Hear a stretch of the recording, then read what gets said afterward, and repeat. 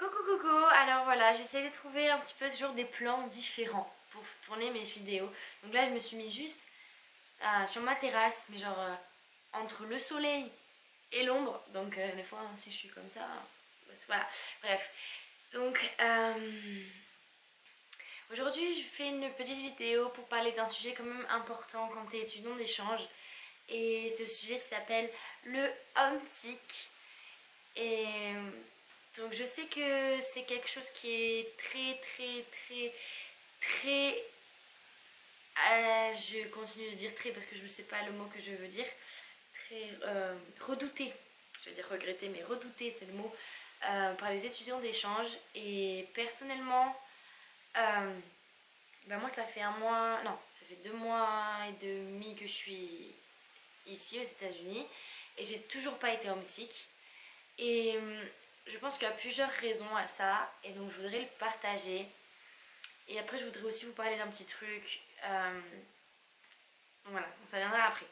Donc tout d'abord, je suis arrivée et ma famille a été géniale dès les premières secondes que j'étais là. Je me souviens que ma mère d'accueil, quand elle m'a vue, elle m'a fait un regard, mais c'était trop mignon. Genre, putain, je t'aime déjà, tu vois, genre elle m'a fait un câlin à m'étouffer. Et tous mes frères d'accueil, toutes mes soeurs d'accueil, bon, ils étaient tous un peu timides et gênés, comme moi, mais tout le monde était tellement excité et content et reconnaissant et tout ce que tu veux. Et donc c'était vraiment, ça faisait chaud au cœur. Donc pour commencer, parce que moi j'habite pas à Salt Lake City, j'habite à 1h30 de là. Et donc vu que l'aéroport, le principal aéroport est là-bas, ils sont venus me chercher à l'aéroport et donc on a voyagé 1h30 ensemble. Donc on a eu bien le temps de parler, un petit peu de m'expliquer les premières bases, tu vois, les premières bases de la famille, de l'endroit où ils vivent et des trucs comme ça. Donc ça m'a déjà aidé à me mettre un peu dans le cadre directement. Et puis quand je suis arrivée, bon, c'était un petit peu... J'étais fatiguée parce qu'on avait passé 3 jours à New York, j'avais eu je sais pas combien d'heures de vol. Donc j'étais vraiment très fatiguée, mais... donc mes frères et sœurs, ils voulaient toujours jouer avec moi et tout, mais j'ai vraiment dit que j'étais fatiguée, que je voudrais jouer peut-être demain, après-demain, blablabla. Ils ont vraiment respecté ça. Donc le premier jour, de toute façon, je suis arrivée, il devait être 19h. Donc le premier jour, j'ai pas eu trop le temps de créer des liens corrects, on va dire. Et je me souviens quand j'étais allée me coucher la première nuit, j'étais là. Mon Dieu, c'est...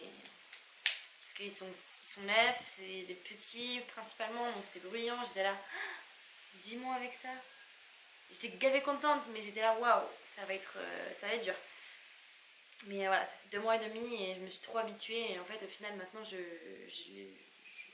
vis avec et même je pense que ça m'apprend beaucoup sur la parentalité. Non, ça n'existe pas. Comment être un parent? Je sais pas comment on dit ça. Enfin bref. Et donc voilà, donc tout ça pour dire que au début, je me suis très intégrée. Waouh, Pauline, on se calme, on réfléchit et on parle.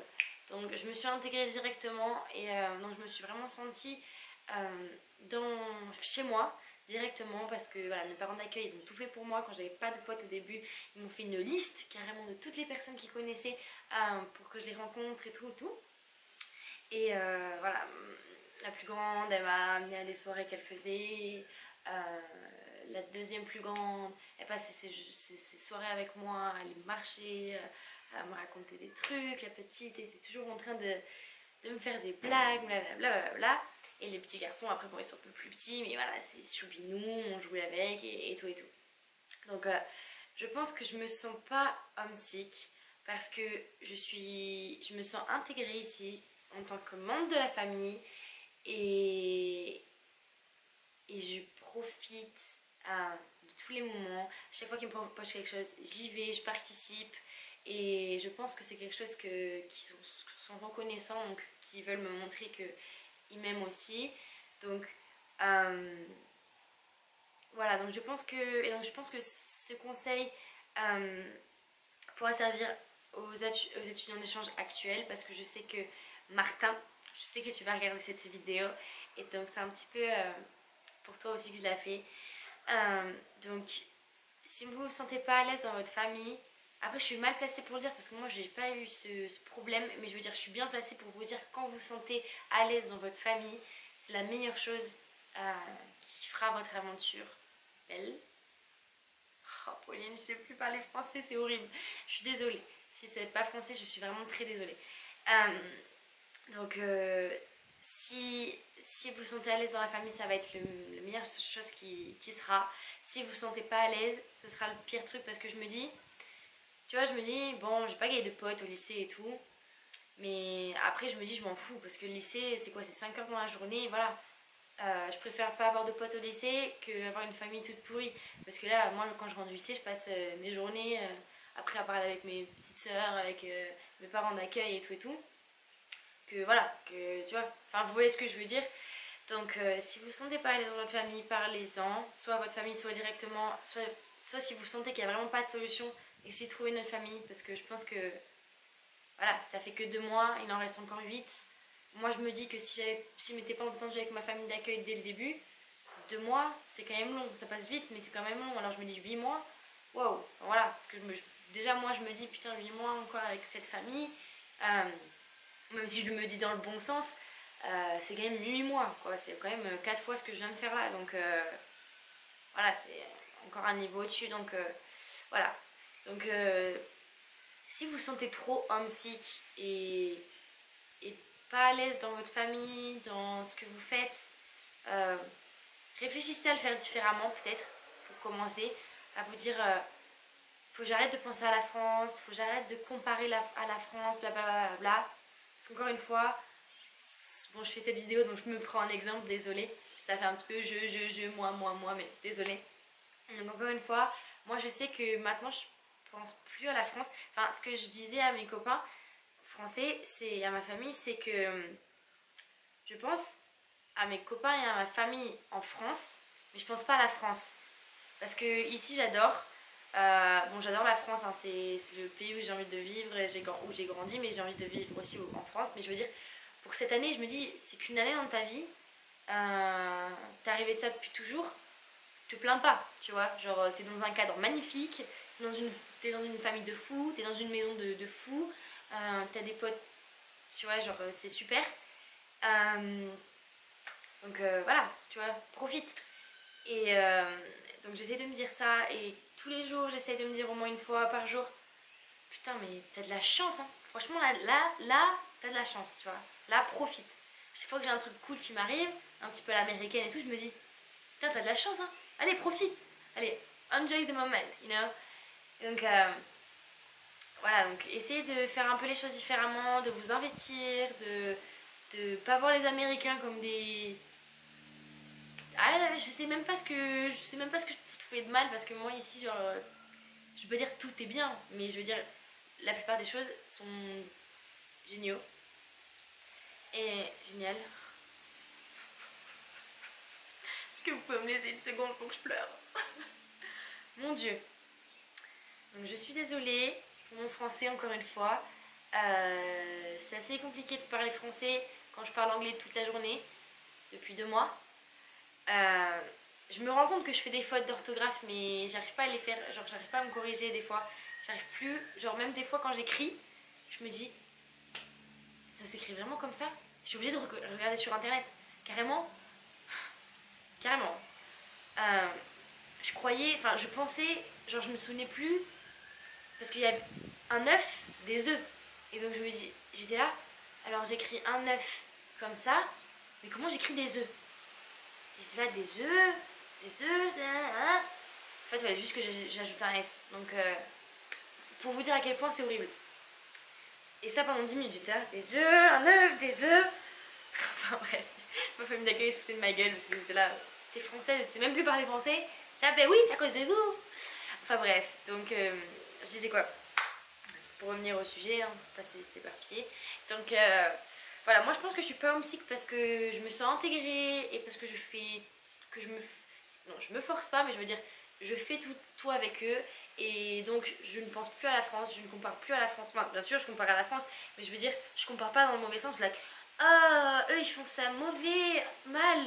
En France, on fait ça, blablabla, blablabla, blablabla. Non, ici, je me dis, bon, voilà, je fais ça un petit peu différemment, mais voilà, ça fait partie de l'expérience. Vas-y, Pauline, voilà, enjoy, tu vois.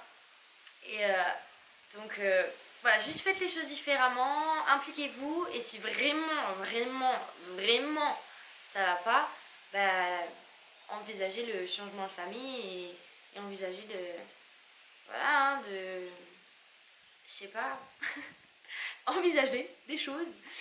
Et voilà, donc en tout cas pour les futurs, cette fois, étudiants d'échange, ce que je peux vous dire, c'est que certes, c'est pas facile de vivre loin de sa famille, surtout quand il y a des choses mauvaises qui arrivent, ou quand il y a des fêtes qui arrivent, ton anniversaire, l'anniversaire de ta mère, l'anniversaire de ton père, tout ce que tu veux. Certes, c'est un petit peu compliqué d'être loin, mais dis-toi que voilà, c'est 10 mois dans ta vie. Enfin, je veux dire 10 mois. Enfin, moi, quand je me dis, quand je regarde les 10 derniers mois qui sont passés, c'est passé comme si c'était un mois. Moi, quand je regarde les 2 mois que j'ai passés ici, j'ai l'impression que ça fait à peine un mois que je suis là et que voilà. Enfin, pour moi, c'est déjà trop rapide.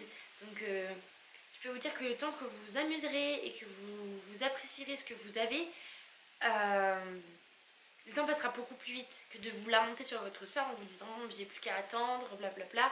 Le temps passera beaucoup plus vite si vous vous amusez que si vous vous lamentez. Donc, préparez-vous psychologiquement, parce que moi, je sais que ça fait un très très long moment que je voulais partir, donc j'ai eu le temps de me préparer en me disant voilà, si j'ai des coups de blues, ce sera de ma faute, parce que voilà, j'ai voulu partir, mais c'est mon rêve. C'est ce que j'ai envie de me dire, c'est ce que je me dis quand je suis un petit peu triste. Bon, j'ai jamais été vraiment très triste, mais je veux dire, quand je me dis oh, c'est vrai que j'aimerais être en France maintenant et tout, parce que voilà, je me dis non mais ça fait des années que tu as envie de faire ça, c'est ton rêve. Ton rêve. Pendant 10 mois, tu vas vivre un rêve. 10 mois, c'est rien. Donc profite et arrête de te plaindre et arrête de te lamenter sur ton sort et souris et sois joyeuse, quoi. Pour une fois dans ta vie, ce sera peut-être le seul moment de ta vie où pendant 10 mois, tu seras heureuse, quoi. Parce que moi, je me sens heureuse ici, tu vois, je m'étais même dit, carrément, en regardant des photos entre quelques jours avant de partir et depuis que je suis là, mes photos, je me trouve radieuse, quoi. Je me trouve, je sais pas, genre je le sens au fond de mon cœur et je pense que je vivrai ça juste pendant 10 mois. Et puis après, quand je rentrerai en France, je serai tellement contente d'être rentrée en France, de voir ma famille, de voir mes amis, de reprendre un petit peu ma routine, parce que c'est vrai que c'est cool de reprendre sa routine. Mais je veux dire, justement, de casser ça pendant 10 mois, pour moi, c'était le truc que j'avais vraiment envie de faire.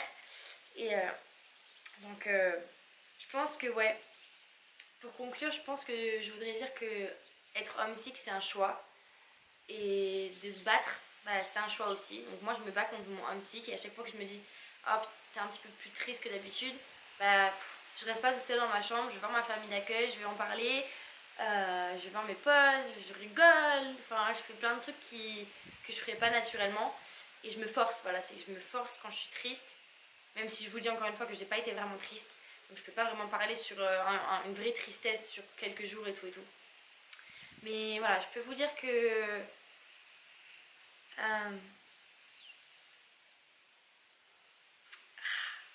voilà, donc depuis quelques jours, j'ai appris quelque chose qui se passe dans ma famille en ce moment. Et c'est vraiment pas marrant. Et je peux vous dire que je suis un petit peu tristounette d'être pas là. Mais c'était mon choix aussi, donc il faut que j'en assume les conséquences. Et non, j'ai pas envie de rentrer. Si jamais ça devait arriver, si jamais ça devait empirer, je veux dire, bah je rentrerai. Parce que je préfère rentrer et finir ça, et pas finir ça que regretter quelque chose toute ma vie. Mais je veux dire que même sachant ça, je continue à garder le sourire et je continue à me dire que voilà, c'était mon rêve et que j'ai pas envie de gâcher mon aventure. Et que surtout, pourquoi j'ai pas envie de gâcher mon aventure, c'est que je sais que si je me mettais à être tout le temps triste et à vouloir rentrer, je connais certaines personnes qui s'en voudraient d'avoir contribué à avoir cassé mon rêve entre guillemets. Pas vrai, hein, cette personne elle se reconnaîtra. Mais voilà, juste pour dire que même s'il se passe des choses et que vous êtes triste, faites le choix de vous battre un petit peu pour vous et surtout pour peut-être ceux qui sont... Parce que ce que je veux dire, je sais pas comment l'exprimer, mais ce que je veux dire, c'est que certes, c'est dur pour vous si vous êtes loin de votre famille, parce que vous êtes tout seul, blablabla, bla. Mais je veux dire, c'est votre rêve, vous êtes en train de réaliser votre rêve, vous êtes triste, mais c'est votre choix.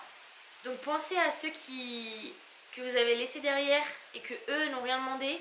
Par exemple, mes parents, mes soeurs, ils m'ont jamais dit ah Pauline, barre-toi pendant 10 mois, c'est notre choix, barre-toi pendant 10 mois, moi j'ai pas envie de te voir pendant 10 mois, tu vois. Ils savaient que c'était mon choix et donc dites-vous que vous imposez ça à des gens qui vous aiment et donc vous n'avez pas le droit de pas profiter de ce que vous faites quoi, parce que voilà, enfin vous voyez ce que je veux dire. Donc profitez de votre vie, profitez de ces 10 mois parce que ça va vraiment passer vite. Et en tout cas voilà, si vous avez besoin de parler de quelque chose, en tout cas moi je suis là. Et il y a aussi vos coordinatrices, toutes les personnes autour de vous, vos parents d'accueil, peut-être les autres étudiants des sciences que vous connaissez, je ne sais pas. En tout cas, moi je répondrai toujours à vos petits messages. Et pour les futurs étudiants d'échange, j'espère que cette vidéo vous aura un petit peu aidé à vous rassurer parce que vraiment, de toute façon, dites-vous que c'est pas la mer à boire parce que si avec votre famille d'accueil ça ne se passe pas très bien, vous pouvez toujours changer.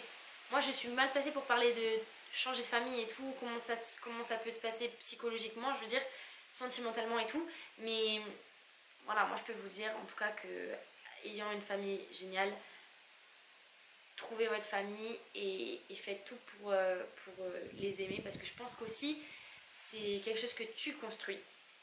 Tu veux aimer quelqu'un que tu connais pas, il faut que tu le construises, il faut que tu ailles le voir, il faut que tu aies une discussion, il faut que tu rigoles, il faut que tu montes ta vraie personnalité, que tu... Voilà. Après bien sûr des fois ça passe pas, mais la plupart du temps si tu t'investis dans une relation, la relation, que ce soit amoureuse, amicale, tout ce que tu veux, ça ira beaucoup plus facilement. Ça glissera comme sur du beurre, mon gars. Donc voilà, en tout cas j'espère que cette vidéo aura servi à tout le monde et même ceux qui n'ont rien à voir avec les étudiants d'échange. Juste pour vous dire que moi ça va très bien, que je suis très heureuse dans ma nouvelle vie et que je reviendrai bien à cette liste pour vous casser les pieds. Et pour ceux qui n'ont rien à voir avec moi et rien à voir avec les étudiants d'échange, j'espère que vous aurez regardé cette vidéo et que si vous connaissez quelqu'un qui hésite à faire étudiant d'échange dans un pays, et faites-le regarder mes vidéos et faites-le rêver et dites-lui que c'est une expérience géniale à ne pas rater. Voilà, ciao. Tu veux aimer quelqu'un que tu connais pas, il faut que tu le construises, il faut que tu ailles le voir, il faut que tu aies une discussion, il faut que tu rigoles, il faut que tu montes ta vraie personnalité, que tu... Voilà. Après bien sûr des fois ça passe pas, mais la plupart du temps si tu t'investis dans une relation, la relation, que ce soit amoureuse, amicale, tout ce que tu veux, ça ira beaucoup plus facilement. Ça glissera comme sur du beurre, mon gars. Donc voilà, en tout cas j'espère que cette vidéo aura servi à tout le monde et même ceux qui n'ont rien à voir avec les étudiants d'échange. Juste pour vous dire que moi ça va très bien, que je suis très heureuse dans ma nouvelle vie et que je reviendrai bien à cette liste pour vous casser les pieds. Et pour ceux qui n'ont rien à voir avec moi et rien à voir avec les étudiants d'échange, j'espère que vous aurez regardé cette vidéo et que si vous connaissez quelqu'un qui hésite à faire étudiant d'échange dans un pays, et faites-le regarder mes vidéos et faites-le rêver et dites-lui que c'est une expérience géniale à ne pas rater. Voilà, ciao.